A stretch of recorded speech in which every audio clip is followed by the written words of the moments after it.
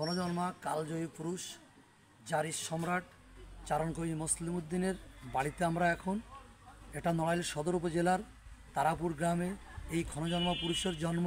ইনাকে বলা হয় জারির সম্রাট। আমরা সেখানে এখন আসছি বন্ধুরা, আপনারা আমাদের সাথে থাকুন। এখানে 100 বছরে একটি ওরস হয়, এনার নেতৃত্বে শুরু চলেছে ওরসকে আজকে আমরা দেখাবো। এটা আমাদের সঙ্গে থাকুন।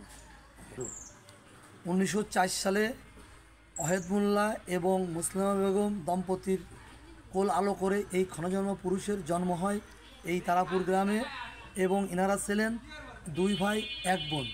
আপনারা দেখছেন সেই যে উনি যে বাড়িতে বসবাস করতেন সেই বাড়ির সামনেই আমি দাঁড়িয়ে আছি। আপনার এই বাড়িতে এখন আপনারা দেখবেন এই সে ঘরটা আপনারা দেখবেন এখন। এই ঘরটা তখন আসলে এত সুন্দর ছিল না, ঘরটা এই ছিল, কিন্তু ছিল কাঠের বেড়া। এই ঘরে বসবাস করতেন চারণকবি জারির সম্রাট মুসলিম উদ্দিন।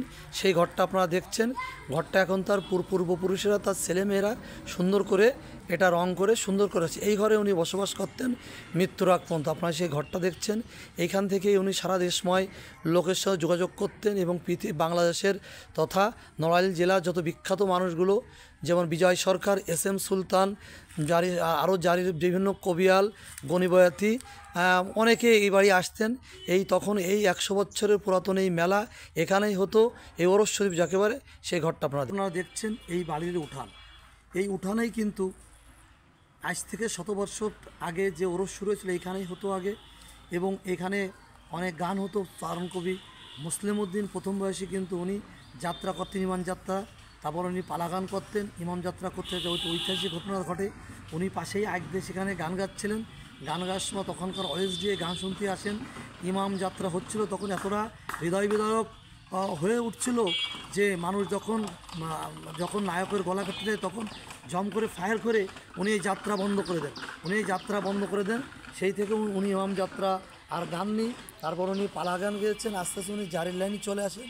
জারির লাইনে এসে উনি একজন দীক্ষা নেন, বিভিন্ন জায়গায় জারি গেয়ে বাতেন, এবং উনি এতটা জারি গান ভক্ত ছিলেন যে ওনার যে সুরাপ্রস্তন, ইমাম হাসান বিভিন্ন পালা গাতেন। পালাগালি সারা রাত লোক মন্ত্রমুগ্ধ বসে থাকতো ওনার গান শুনে।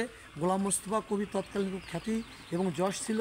উনি ফরিদপুর কোনো অনুষ্ঠানে ওনার গান শুনে উনি বলছিল যে আরে আমরা কী করে এখন।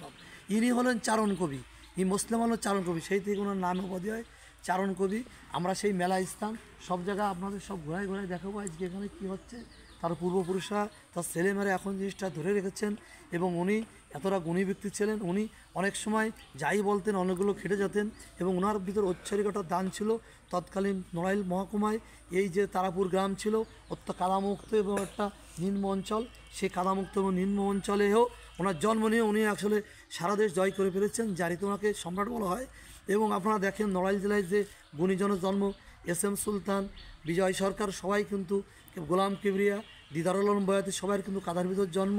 আসলে এতটা এই কাদার ভিতর থেকে এখান থেকে উনি সারা দেশকে রিপ্রেজেন্ট করেছেন। আপনারা দেখছেন চারণকবি মুসলিম উদ্দিনের ওরস শরীফের ভিডিও। আমাদের সঙ্গেই থাকুন। এই ওরস শরীফে বিকেলের পর হাজার হাজার লোক সমাগম ঘটবে, সারা রাত গান চলবে। বিকেল সন্ধ্যে 6টায় জেলা প্রশাসক ও SP মহোদয় এই মেলার উদ্বোধন করবেন। আপনারা দেখছেন সেই রান্নাবান্নার কাজ চলছে। এই যে আপনারা সিঁড়িপাতা ঘাট দেখছেন এবং একটা পুকুর দেখছেন, এখানেই জারির সম্রাট চারণকবি মুসলিম উদ্দিন নিরিবিলির সময় বসে থাকতেন। এখানেই উনি অনেক সময় কাটাতেন, এবং এই দেখেন কত সুন্দর সায়াসুদাল পরিবেশ। এই পুকুরে উনি গোসল করতেন। তখন তো আসলে টিউবওয়েল ছিল না, পানির অভাব ছিল। এই পুকুরি কাজে সমস্ত কাজকাম করতেন, এবং এই চারণকবি মুসলিম উদ্দিন এখানেই বিভিন্ন সময় বসে বসে ধ্যানমগ্ন হতেন। সন্ধ্যে 6টায় যে মেলার উদ্বোধন হবে সেই ওরস শরীফের উদ্বোধন করবেন নড়াইলের জেলা প্রশাসক মহোদয় এবং পুলিশ সুপার মহোদয়। সেই উদ্বোধনী মঞ্চটা আপনারা দেখছেন। এই মেলা উপলক্ষে আপনারা দেখছেন দোকানেরা সারা দেশ থেকে বিভিন্ন পর্যায়ে দোকান এসে পসরা সাজিয়ে বসছে। আপনারা দেখেন প্রচুর দোকান, আপনারা ক্রমান্বয়ে দেখতে থাকুন।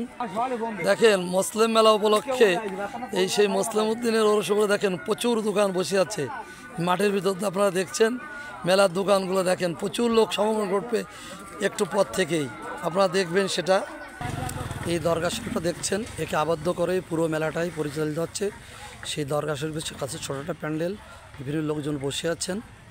সেই দরগা শরীফ যেখানে বসে চারণকবি মুসলিম উদ্দিন জারির সম্রাট উনি রেওয়াজ করতেন, উনি ধ্যান করতেন। উনি এখানে বসে সময় কাটাতেন, এই সেই দরগা শরীফটা আপনারা দেখছেন।